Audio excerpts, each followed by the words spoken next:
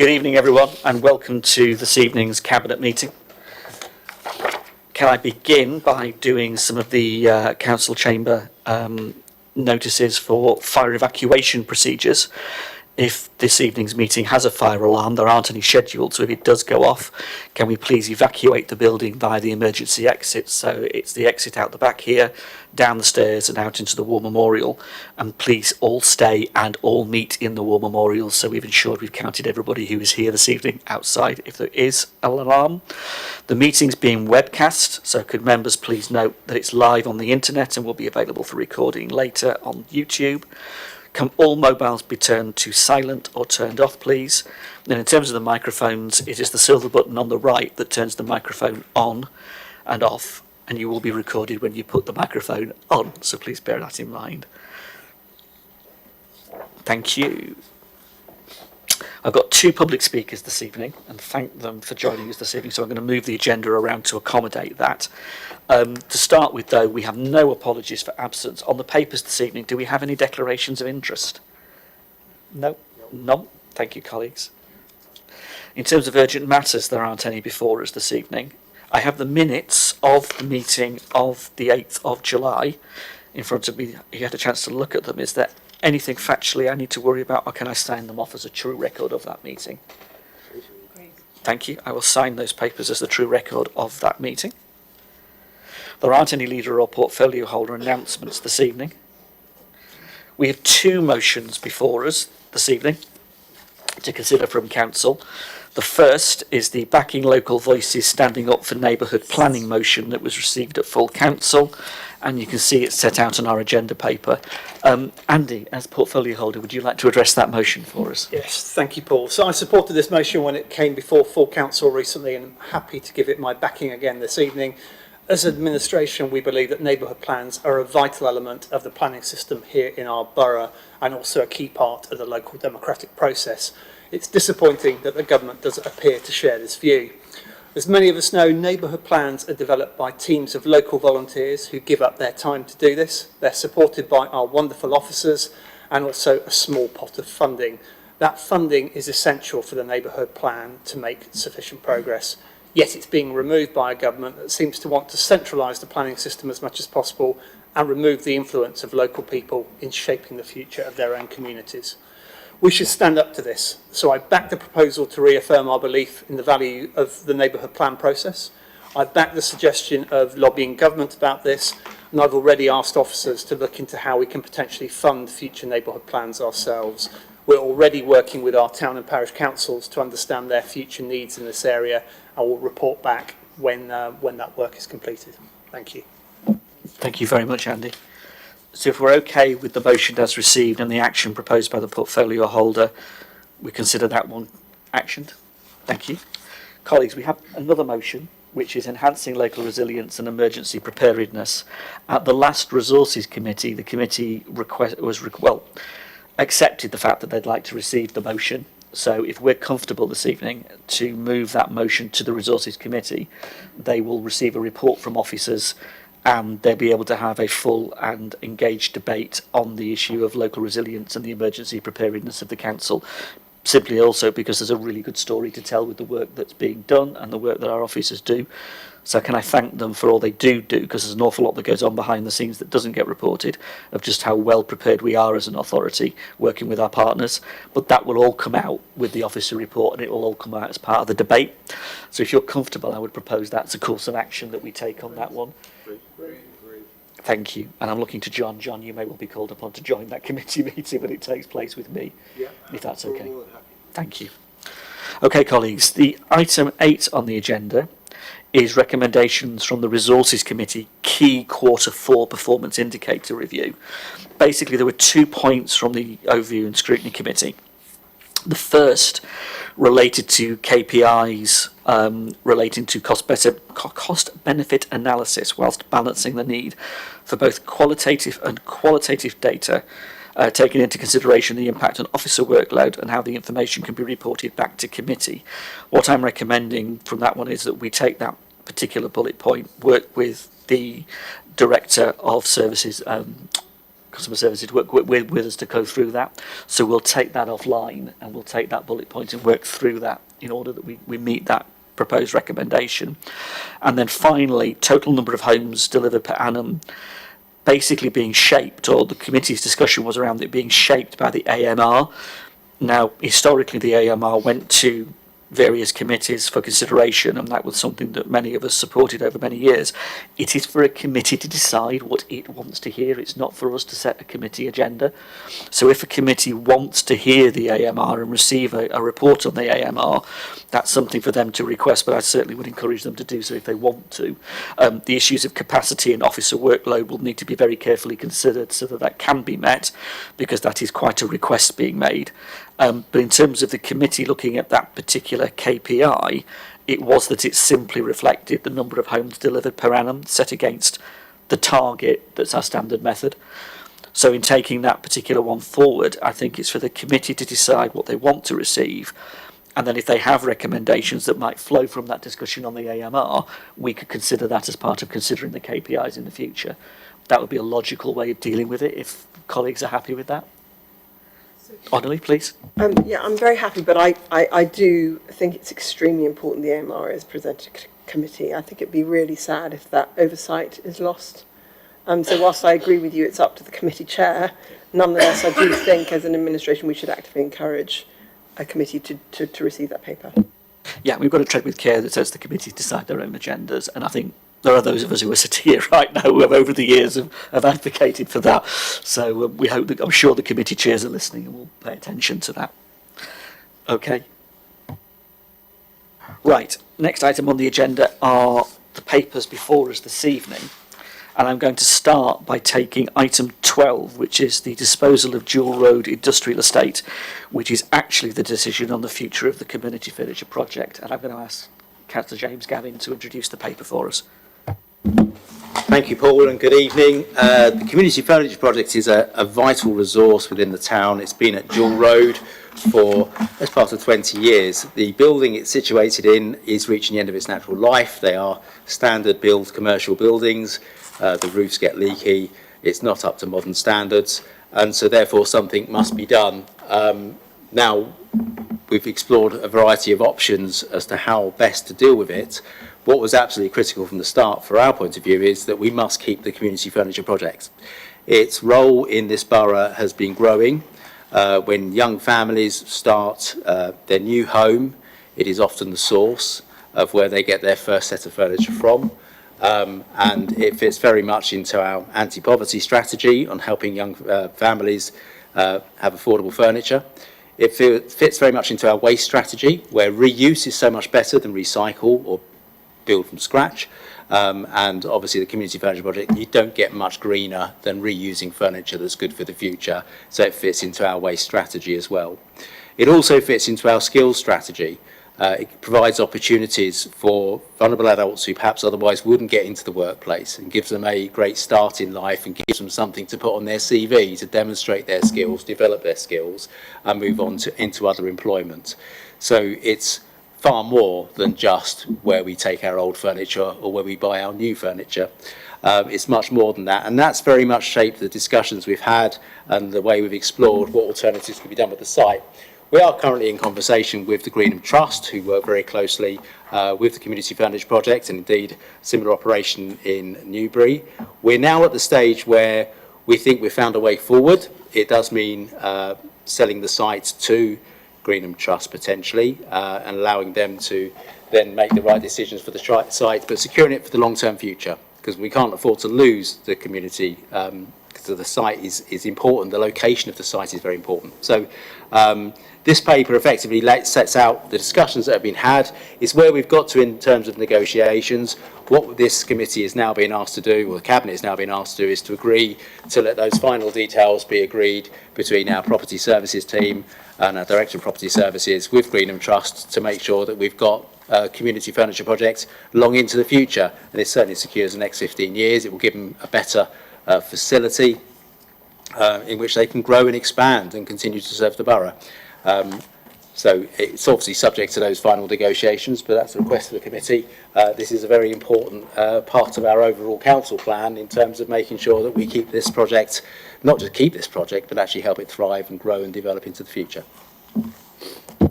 Thank you very much, Gavin. I appreciate that. And welcome our first public speaker this evening, Philip O'Hagan from the Community Furniture Project. Philip, would you like to address the Cabinet? And it's great to see you. Hello there. I was going to start with a breakdown of what the Furniture Project does, but as I only have 2 minutes, I might keep that bit quite brief. We are actually in our 21st year. We were set up at the request of Basingstoke and Dean Council and with the support of Basingstoke and Dean Council. Initially, we were set up to provide affordable and at times free furniture for people who need it, and provide support and training for vulnerable people. And as a byproduct of that, we reduce waste. We reduce hundreds of tonnes of waste every year. We also do the white good collections on behalf of Basingstoke and Dean and Hart councils, and we manage to divert a quarter of those white goods we collect from landfill. But basically, today is to concentrate on the importance of the dual road location. Dual road is central to the ongoing success of our services and the positive impact we have on the local community. Around 70% of our customers and volunteers rely on the bus service to reach us. Dual road is exceptionally well serviced by public transport, making it easy for people across Basingstoke, especially those without access to a car, to use our services and take part in volunteering and training opportunities. Relocation to another site would create significant barriers, particularly for those with disabilities, low income or limited mobility. There are no alternative premises in Basingstoke that meet our unique requirements, and that is large storage capacity for furniture and electrical goods, etc., workshops and training spaces for our expanding programmes, and of course easy public transport access. Leaving dual road would reduce the scale and reach of our operations, directly affecting the thousands of people we support each year. With Green and Common Trust as our landlords, we would benefit from a rental subsidy that would allow us to have a much larger premises on the dual road site. This expansion would unlock opportunities to grow our training and volunteering programmes, increase the volume of furniture and goods we reuse, support more families and individuals in crisis through affordable or free access to household essentials. And by staying in dual road, this would assure that the project continues to reduce waste, promote sustainability, provide affordable essentials for those in financial hardship, offer life-changing opportunities for volunteers, including those with additional needs, and remain a trusted and accessible community hub for the people of Basingstoke.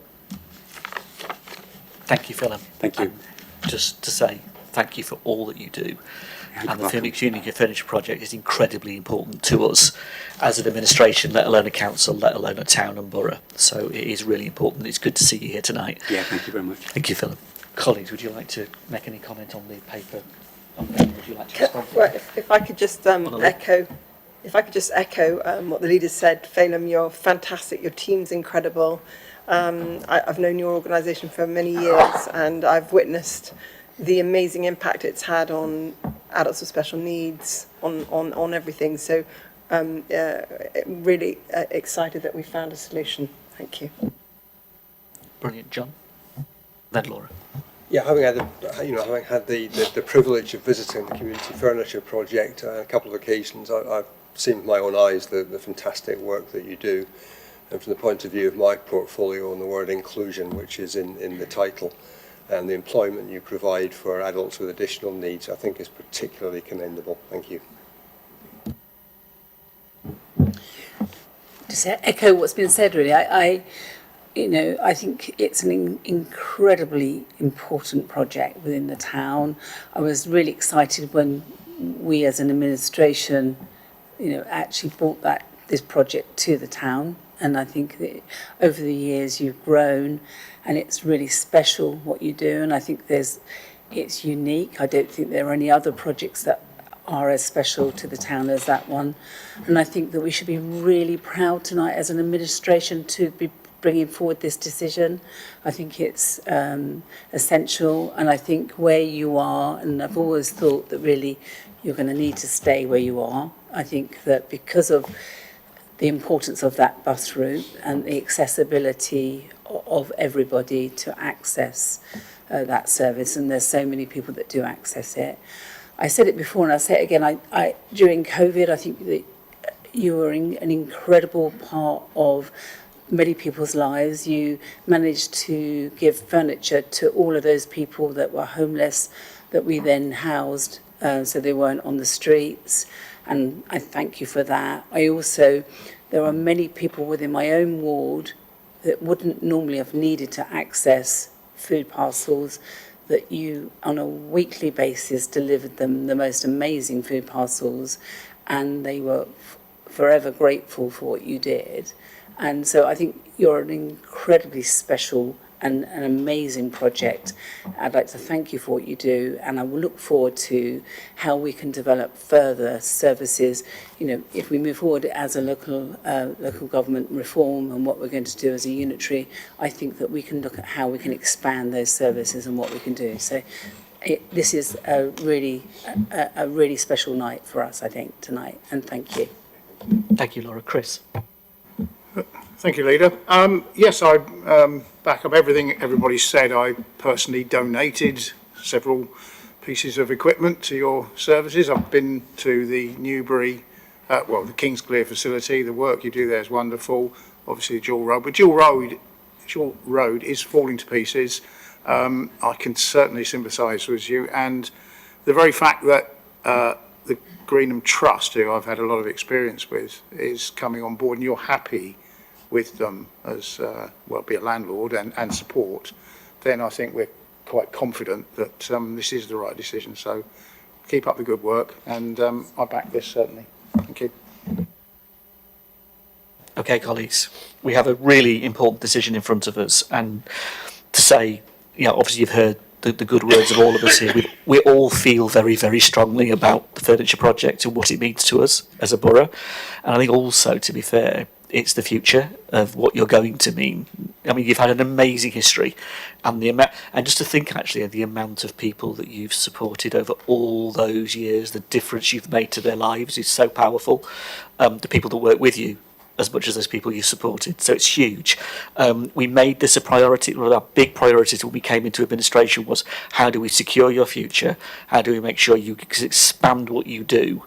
And to show really the commitment to what is an amazing project. So that lies behind this decision, and it's another one that we can fulfil very, very positively. So colleagues, we have the recommendation in front of us on page 754.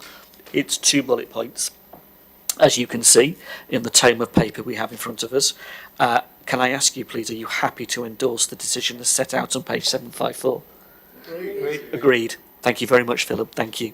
Take care. Okay, colleagues, I'm going to go back now to item 9 on the agenda, which is our second public speaking this evening, and I shall let Paul do his bit in a minute. Item 9 on the agenda is local government reorganisation.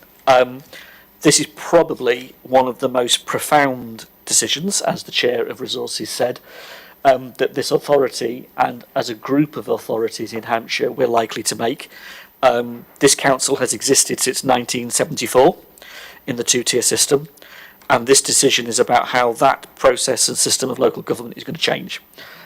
We didn't start here. We started with the government telling us at Christmas that this was their intent and their direction to travel.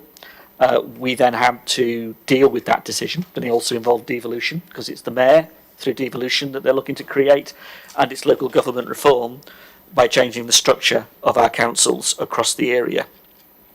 15 of us started a process working together where we came out with a proposal in March that was the last debate at full council. That was a set of principles that we thought best to try to work towards. At that stage, a number of options were analysed, as you can see in this 600-page paper in front of you this evening.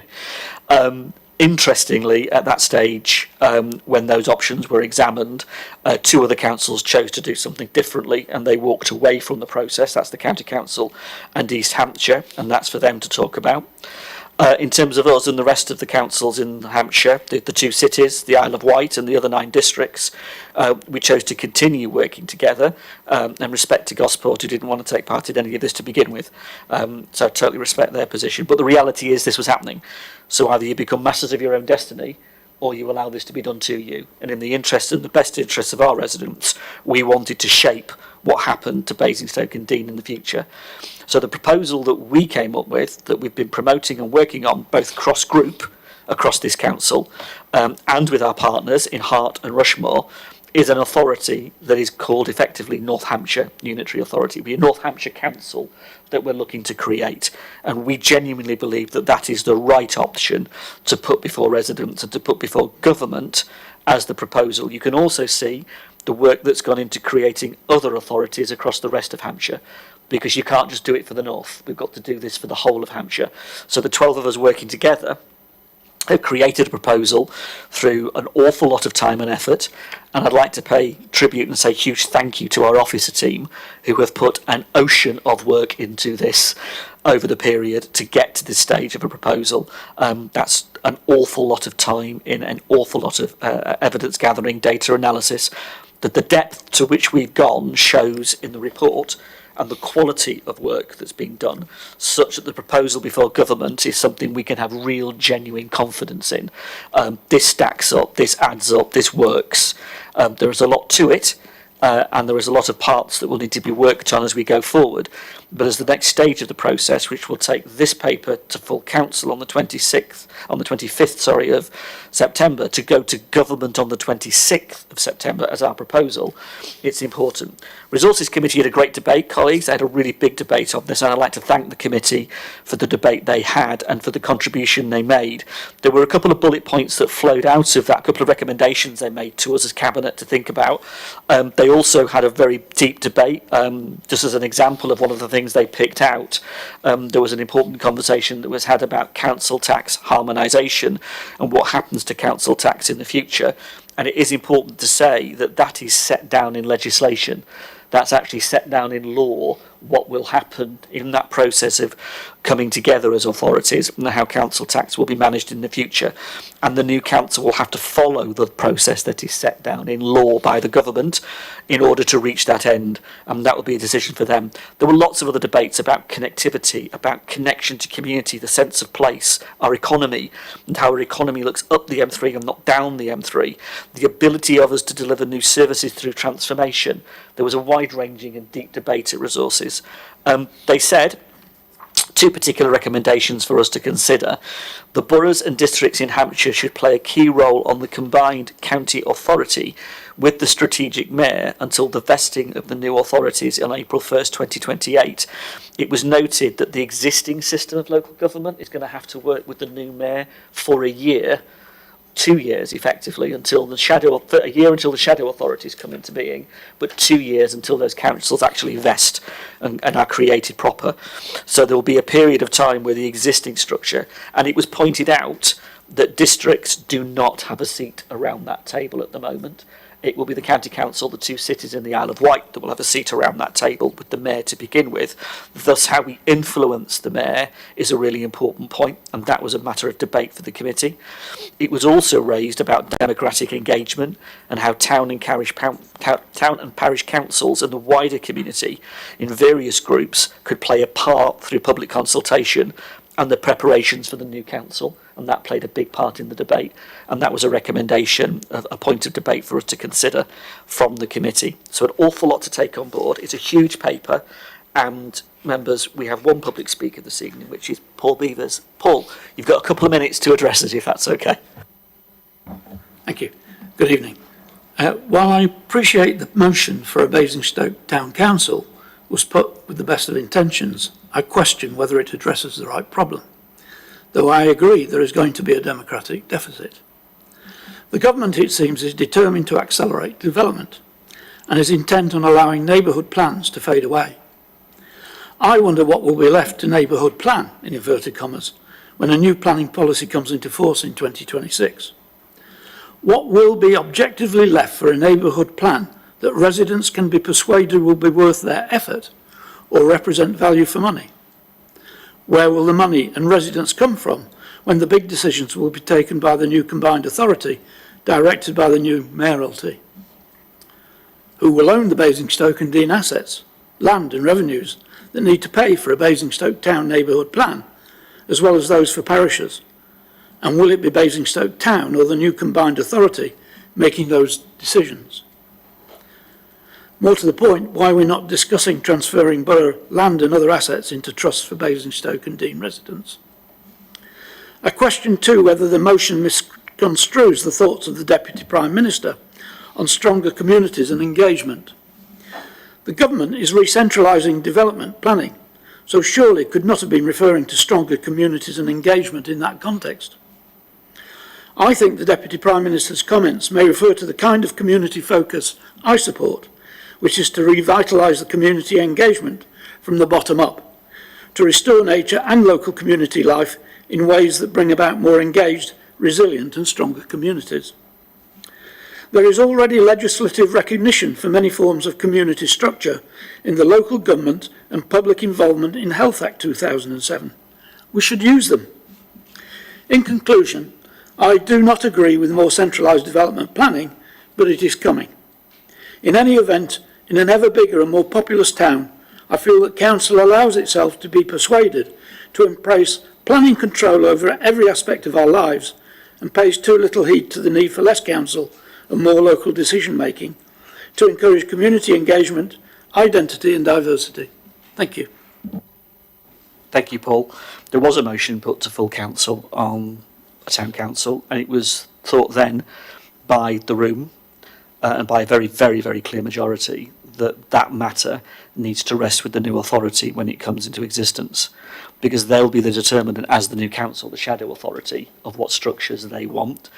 But I think a very clear steer, and something that runs through this paper in particular on local government reorganisation, is the idea of how communities in many different forms, be that a parish council or residents association, there's so many different forms of community engagement, could be encouraged under a new system, and that's for them to decide. But there are so many different ways that residents can express themselves and should be encouraged to express themselves that form part of neighbourhood engagement, that form part of what neighbourhoods might mean in the new authority. The planning stuff you reference, and me and Andy and colleagues here have been working on this, is very relevant.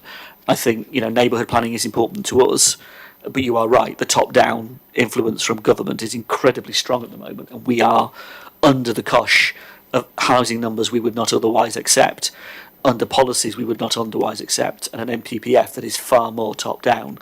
And from that perspective, the pushback from us is to be as local as we possibly can be, which is why we had a local plan ready to go in July of last year.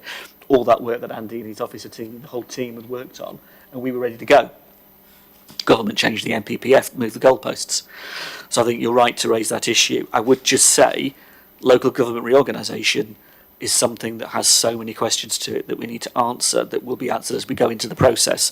The paper before you this evening is the very best proposal we as the 12 could put together that addresses the government's criteria for local government reorganisation, and that's important. Thank you, Paul. I'm going to open it up to the floor. Colleagues, would you like to join the debate on this? Gavin, please. Well, I'll start by agreeing with much of what Paul Beaver said. As a local council, we are always in the hands of central government. They set the framework, they set the rules, and arguably influence heavily the budgets. And our biggest fear always is that the amount of choices we make as democratically locally elected people, where we represent the voices that have elected us, is always limited, forever limited by the fact that the government aren't giving us the funding to do it. And that's not going to stop. Reorganisation is not the magic wand that suddenly means that we can make a choice to shift millions of pounds into fixing potholes, because the challenge of social care will remain there. So it's not going to be an easy ride. What we're left with is the government say this is happening and you've got to sort yourself out and come up with proposals. And I'm absolutely amazed that we've managed to get 9 authorities to agree to the same proposal. If you'd turned around to me back in December and said, is that likely to happen? I would have said, no, you'll be lucky to get 10 councillors to agree, and there'll be fights all over the Hampshire. But we've actually gone a very long way, and it's really unfortunate that Hampshire County Council and East Hampshire District Council didn't join the rest, except in that Gosport, as always, consider themselves an island But other than that, to get all those authorities together, also want to pay tribute to the work of our officers. It's amazing when you think in 1974, when Basingstoke-on-Deane was created, we were the new town on the block. We would have been considered one of the smaller authorities, and the new authority, bringing in the former Kingsclear and sort of Whitchurch authorities. And now into this process, actually, we've been the lead authority. We've hosted the meetings. Paul, I know, has spent a lot of time and is the spokesperson for the group of 9, and our chief executive and Rebecca have worked tirelessly to bring the chief executives onto the same page. Obviously, they're very willing to be on the same page. That's an amazing achievement that we as a town are now looked upon as guiding Hampshire, you know, taking a lead in this, which you wouldn't have imagined perhaps in 1974 when we were set up. So it will be a shame to see Basingstoke-on-Deane disappear, but I think it's had a wonderful 52 years, and I'm hoping that there's a North Hampshire authority that can carry on being wonderful into the future. Looking forward to working with Rushmore and Hart to create an administration, to a council together, get the benefits, the innovation of Basingstoke, the economic activity of Rushmore, and also the quality of life of Hart, all coming together and bringing our talents and our strengths together to make an even better authority into the future. I think perhaps the only sad thing is, you're quite right, local influence is the bit that's at risk. But within the framework the government have allowed, we've probably pushed it as far as we can in making sure this is as local as possible. And it'll be up to the successful authority to set out committees and a way of working and a constitution that means that local voices still feel they have influence. Most importantly, we will need the future government to deal with social care. I know phase 1 was the government setting the foundations. Phase 2, which obviously generally is about digging a hole. Phase 2 seems to be out jumping in the hole rather than filling it. But that's where we are. So hopefully social care will be fixed and the new authority have a fighting chance to offer some of the exciting things. But at least locally we can do stuff together. We can look at innovating our services, creating new ways of doing stuff that haven't been considered before, that suits the needs of our residents in North Hampshire. So I think this is an exciting proposal, and it's the best way forward. Whether now is the right time to reorganise local government, is there ever a right time? But it will still be a challenge. This isn't going to solve local government's problems into the future, but it's probably the best hope we've got of making sure that we can continue to build North Hampshire as a great place to live, great place to work, great place to visit, and a great place for all nature to have a great habitat to live in, obviously. Nice one on the end there, I like that. Paul's smiling. Colleagues, who'd like to? Anneli? Yeah. And Laura? Thank you, Leader. Firstly, I just want to say this is an exceptional document. It's very clear that an enormous amount of work has been undertaken, and the output and the outcome, whilst we would not have chosen to have initiated this reorganisation, and we would have preferred for things to have enabled us to focus on what we wanted to focus. We are where we are. The government imposed this upon us, and as you said in your introduction piece, it's better to be shaping what we're being compelled to do. And I think really this is an exceptional piece of work. I can't thank the leader, Paul Harvey, and Russell and his team enough. The collaborative work and the way that they have successfully worked with other councils of all different political hues has been simply quite staggering, and an extraordinary achievement, and a great testament to the characters involved. I'm not sure it would have been as successful if we hadn't had Councillor Paul Harvey there and Russell. And there is a reference in the document, I think on page 259, where it refers to the wealth of knowledge from the cohort that is proposing this to the government on the 26th of September, not least of which is Portsmouth, Southampton, who are unitaries, but also various chief executives and various officers who come from unitary backgrounds, and the intellect that various leaders, including but not limited to Councillor Paul Harvey, in being able to approach it in the way that they have approached it. So massive congratulations. Couple of things. Whilst we wouldn't have chosen this and it's been imposed upon us and it's not where we would be, one has to see opportunities, and that is essential, and I think that's exactly what it has done, and it enables us with a blank canvas to approach sectors that I don't think Basingstoke, which was and is the largest town in Hampshire County Council, has been particularly well served by the County Council in areas such as adult social care, education, highways, etc. I mean, we have always been the largest town, and I've often felt like we're the poor relation. So in terms of top-down references, I'm very hopeful that as a unitary, provided the government accepts this proposal of Hart and Rushmore and ourselves, that we will have a greater influence on those areas that we feel poorly served by historically, because it will be a smaller area. The only other thing I wanted to mention is the area that I'm hopeful that whomever runs the new unitary is able to do is to focus on place and infrastructure and proper development and proper housing in a way that the previous two-tier system has really acted as an impediment to outcomes. So I'm hoping for better outcomes. So thank you very much to an outstanding team, a superb paper, and let's be full of optimism and hope for the future, despite us not choosing this route. Thank you. Thank you, Anneli. Laura. Thank you. I just want to come back on the points that you raised, Paul, in relation to the democratic deficit or that there could be in relation to this paper. I think that that possibly that could be the case, but I also think, like Anneli, I think this is an opportunity. I think that for yourself, I think that, you know, even taking that democratic accountability down to the conservation groups, and I know that we met today and we have talked about this, I think there's an opportunity to look at, even at that level, what we can do working together. I think we can take it down right down to ward level and what we're doing within our wards, community centres, and what we do within the community centres.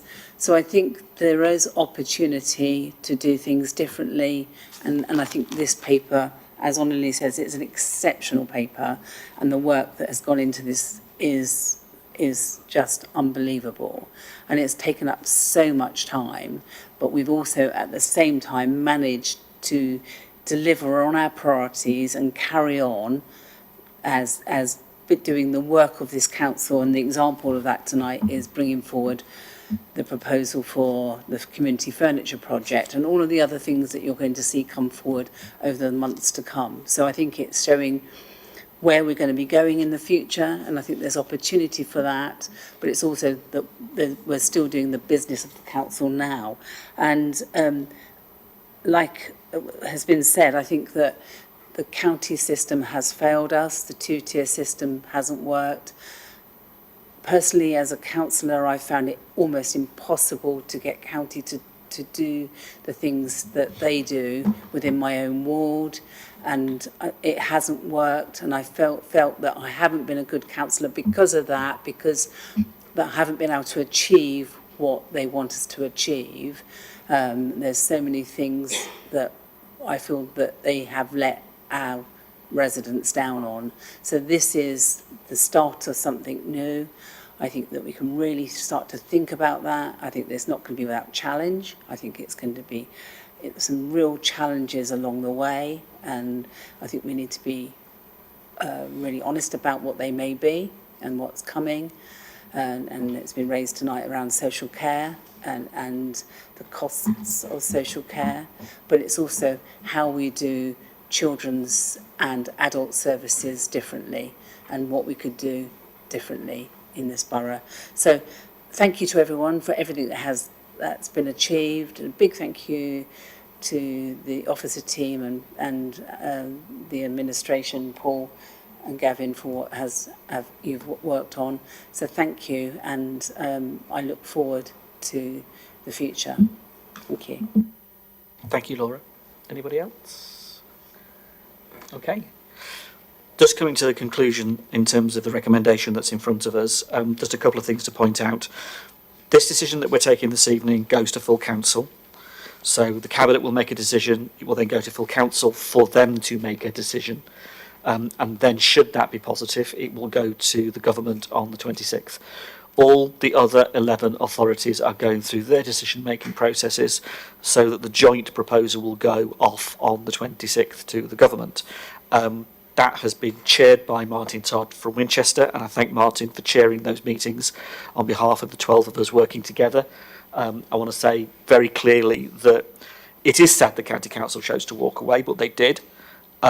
We've all referenced them this evening, and we all know that one of the elephants in the room here is that even when this goes to government, they are going to have to come out with a consultation later this year on the proposals they want to put out for consultation. Now, we are incredibly hopeful, given the strength of our case in comparison to the counties, that they will choose our options to consult on. And you will notice in each one of the options that are being considered here, North Hampshire is North Hampshire, which is extremely important for us, Hart and Rushmore.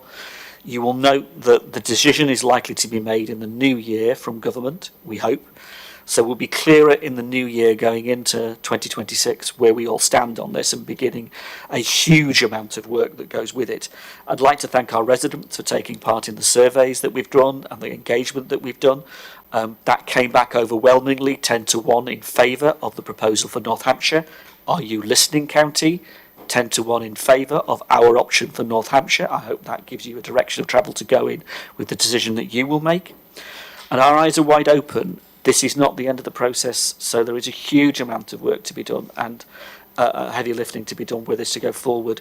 But you're right about the opportunity. That was mentioned very clearly by one of our Conservative colleagues at the Resources Committee, who spoke very eloquently about the opportunity that is presented here. And similarly so, our Labour colleagues mentioned the point about the cuts and the cuts that our community has had to face. So each one of the groups have made a really important contribution to this and will be enjoined in that debate at full council on the 25th. So the recommendation in front of you, colleagues, is on page 19 of our papers. It's 2 bullet points. It's to approve the proposal as written in Appendix 4, but it's also to delegate authority to the Chief Executive in liaison with myself to make any final amendments that are required of the proposal in advance of the submission to government, and that covers off the work that we're continuing to do with our 11 other colleague councils. Are you happy to make that proposal, colleagues? Yes. Thank you very, very much, and thank you, Paul, for your contribution this evening. Okay, back to the agenda. I've got item 10, which is the adoption of North Wessex Downs National Landscape Management Plan, and it's Andy. Thank you very much, Paul. I'm hoping this agenda item isn't going to be as controversial as local government reform or as complicated. We're very proud to have the North Wessex National Landscape within our borough, and we recognise the need to protect it. The management plan in the papers before you this evening sets out how we intend to do that, building on the work that we do with our partner organisations. I very much encourage you to support it. Thank you, colleagues. Anybody else want to contribute to the debate? Okay, I'm just going to the paper. And the recommendation in front of us, to be absolutely clear, is on page 606, and it is to recommend that the revised management plan, as Appendix 1, is agreed for adoption by the Cabinet. Do we agree to adopt it and pass the recommendation? Agree, colleagues? Thank you very much. Next item on the agenda is the Andy Show tonight. We've got the next one, which is the local mitigation funding for project to upgrade 3 council-owned wastewater treatment works to create nutrient credits to provide mitigation for new development. Andy. Thank you very much, Paul. So back in November 2024, we signed the inter-authority agreement with the Partnership for South Hampshire. This agreement didn't commit us to participate in any specific activities, but it gave us the option to benefit from relevant nutrient mitigation projects on a case-by-case basis, should we want to at some point in the future. The first such project has come up and it's presented in the papers this evening. It gives us the opportunity to benefit from a local nutrient mitigation fund grant to cover the cost of upgrading 3 wastewater treatment works that the Borough Council owns in Dummer and Preston Candover. The details are in the paperwork, which I'm sure everyone has read through. However, to summarise very briefly, through the fund, we're entitled to receive up to £600,000 for a project that is estimated to cost £470,000 to deliver and maintain into the long term. As things stand, we don't have the funding ourselves to upgrade these treatment works, so the necessary improvements won't happen unless we participate in the wider project. So I encourage you to support this item, please. Thank you, Andy. Colleagues? Okay. The recommendation is on page 702, and it's in 2 bullet points. So if I can ask you to agree that? Agreed? Thank you. Okay. Item 13 on the agenda is the Merrydown North annual budget. Anneli, if I can ask you to introduce the paper, thank you.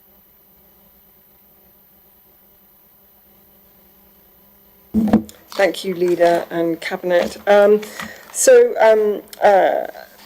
a new administration, one of the first things we were determined to do was to get Merrydown over the line. We were also determined to ensure that this development would be an exemplar, comparable to Wellbourne in the south of Hampshire. As many of you know, the option on the land was bought for the express purposes of building new affordable homes for our residents.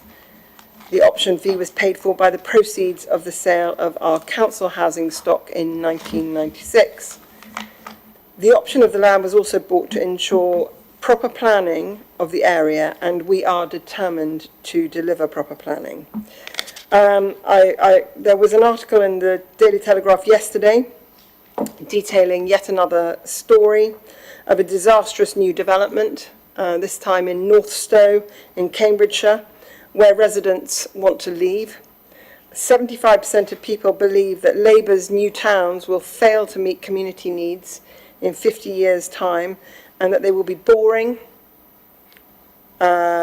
concrete, and soulless, and full of roundabouts, according to a survey recently undertaken by the Royal Town Planning Institute. There is a real mistrust in the process of planning and development in the general public's eye, and that is because people have been subjected to generations of poor quality development.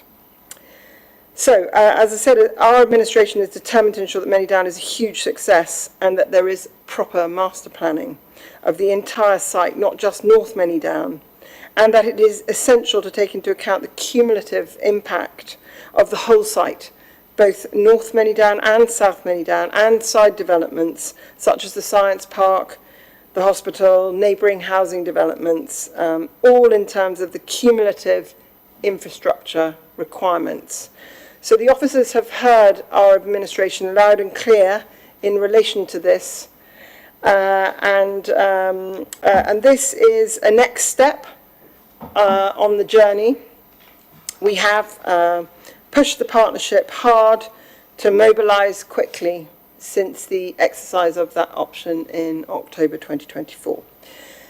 So tonight's paper is about the Merrydown Development Vehicles Board, which met on the 10th of September and which approved a budget. There is a loan facility about to be signed. In the paper there is actually a typo on page 778. The 3.2.2 should read 20 million in terms of the budget, 20.9 and not 18.9. What I'd like the Cabinet to note is that if the loan facility is not completed and available by the end of October, that both BDBC and Hampshire County Council have elected not to continue to fund the shortfall in relation to infrastructure costs and Section 106, and I'm advised that Urban and Civic, our partners, have agreed that they will meet any shortfall arising. This business plan builds on the partnership's mobilisation since securing the freehold, and it's exciting that 2 temporary construction access junctions have been constructed, that the technical work has been completed for the first main access junction, with imminent completion of the section 278 to allow commencement of development, that we are progressing with the discharge of key phase 1 planning conditions with the local planning authority, that we are contracting with SSE to put all the electricity cables underground, which is great news. That we have completed the archaeological investigations on Key Phase 1A and are now commencing on Phase 1B. That we have agreed in principle a loan facility, as I made reference to, with Homes England to support the infrastructure investment, and that we are undertaking tree works in Worthing Woods to improve safety and accessibility. In the coming year, the business plan will importantly deliver the first main access, commence construction of the second access off B3400, and will commence the design of the first primary school and the first community centre, making sure that we as an administration honour our commitments, that the infrastructure goes in tandem with housing and is not like North Stowe in Cambridgeshire, where all the houses were built and no infrastructure followed. So I would like to thank all involved, to the officers that have worked extremely hard to get us to where we've got to. I'd like to thank the partners and specifically Urban and Civic for all of the hard work that they have done to get us to where we've got to. Finally, the Country Park works continue, and the most exciting for me of all is that mid-2026 will be the commencement of the marketing of the first housing parcels, which will be extremely important, not least of which for our cash flow, and will mean that from mid-26 onwards, there will hopefully not be any more funding required of the councils. And if we continue on track, we will meet break-even on this project mid-2030. So all in all, great story to be told. A big thank you to the officers and to the partners. Thank you. Thank you very much, Annali. Colleagues? Okay? Good. Can I just say thank you? I mean, I'm conscious as well of the work that the officers have put in Urban and Civic, but also Annalene too. And it's also a sign of the teamwork in the council, because I know from the planning side, Andy and the team have been working very much on, obviously, the local plan and how important that is to Many Down in terms of Many Down South and so on, how it links together. I think the design code, I think the importance of the quality that we want to see is underwritten by this particular decision we're making and the progress we're making. And it's also a reflection of good planning. This is how to do it. And that's the point. And that's what an administration we stand for. So thank you very, very much. Colleagues, we have the recommendation in front of us on page, as he goes to it. It is indeed. Are we happy to approve? Agreed. Thank you very, very much.